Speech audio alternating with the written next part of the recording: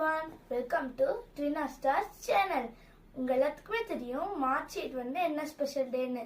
உங்க எல்லாத்துக்கும் தெரியும், எனக்கு தெரியும், நானும் ஒருக்கா சொல்லிடுறேன். March 8 women's day.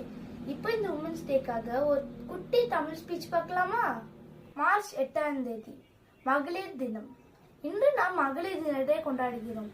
ஆனால் நான் கேட்க விரும்புவது, பெண்ணை ஒரு நாளுக்கே கொண்டாடலாமா அல்லது ஒவ்வொரு நாளும் கொண்டாட வேணுமா?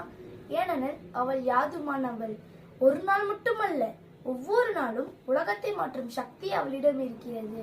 பிறக்கும் போது மகள், வளரும் போது மாணவி, கனவு காணும் போது தலைவி, குடும்பத்தை நடத்தும் போது மனைவி, வாழ்க்கையை தாங்கும் போது தாய். யாதுமானவர் என்பது ஒரு பெயர் மட்டுமல்ல, அது ஒரு மிகப்பெரிய சக்தி. கல்வி.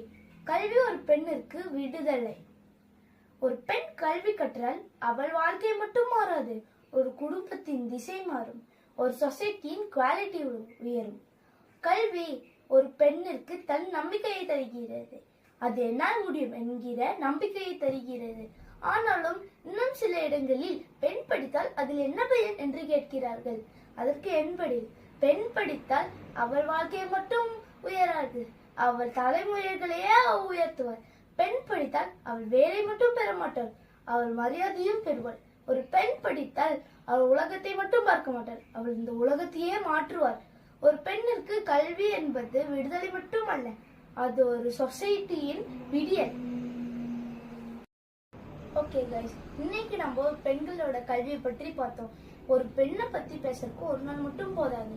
அதனால இந்த பெண்களை பத்தி மற்ற டாபிக்ஸ் எல்லாம் வந்து நான் நாளைக்கு போடுறேன். ஓகே கைஸ், இந்த மாதிரி நிறைய வீடியோஸ் பார்க்கணும்னா மறக்காம ட்ரினா ஸ்டார்ஸ் சேனலுக்கு சப்ஸ்கிரைப் பண்ணிடுங்க. அப்படியே எங்களை மோட்டிவேட் பண்றதுக்காக லைக் பண்ணிடுங்க. Okay guys, until then bye from Trina Stars channel. Bye. Thank you.